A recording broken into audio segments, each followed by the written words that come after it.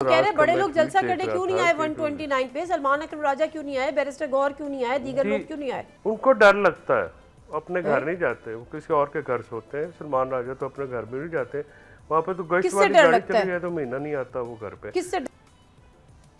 भाई उसको छितरों से डर लगता है ना, वो बाउटा है, आदमी है, वो आम वर्कर थोड़ी है। वो तो जब 26 नवंबर को लोग चाहते दे रहे थे, ये सारे भागे हुए थे, ये सारे केपी में होते हैं। तो पीटीआई की कुछ बड़ा नाम बताएं जिसने 129 पे जाके जलसा किया हो। उनको डर लगता है, वो आम कारकुन थोड़ी है जो अपने बच्चों की शहादतें दे देंगे, वो अपनी जान की शहादत देंगे इमरान खान के नाम पे। ये तो बड़े लोग हैं, ये तो लोग कारकुनान के खून के ऊपर जो है वो लीडरी करते हैं ना। अब मुजम्मिल सोहरावर्दी साहब को ये छोड़े, देखें पीटीआई की वोटर का तो छोड़े, नून के लोगों ने जो उमर दराज गोंदल साहब ने ये ट्वीट किया है, ये जो फिगर्स दिए हैं उमर ने, इसका मतलब है ये 5% 6% से ज़्यादा का टर्न आउट नहीं है।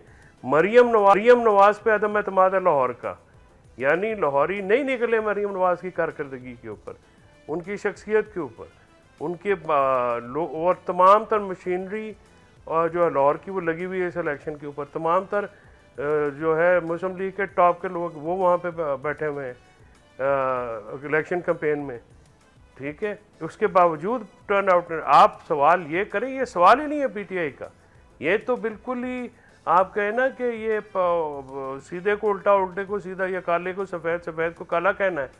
भाई नवाज लीग की कारकर्दगी पे लोगों का अदम एतमाद है। लाहौर ने जो है वो बता दिया है कि कल भी 24 फरवरी को, 8 फरवरी 2024 को भी इमरान खान का था, और आज भी जो वो बात करते हैं, जब आपकी गवर्नमेंट के ऊपर करप्शन की रिपोर्ट आएगी, जो कि बड़े मीडिया जो है वो आराम से उसको साइड पे रख के बैठा हुआ, असल तो वो बात है करने वाली। सब्सक्राइब करें और बेल दबाएं ताकि कोई खबर रह न जाए।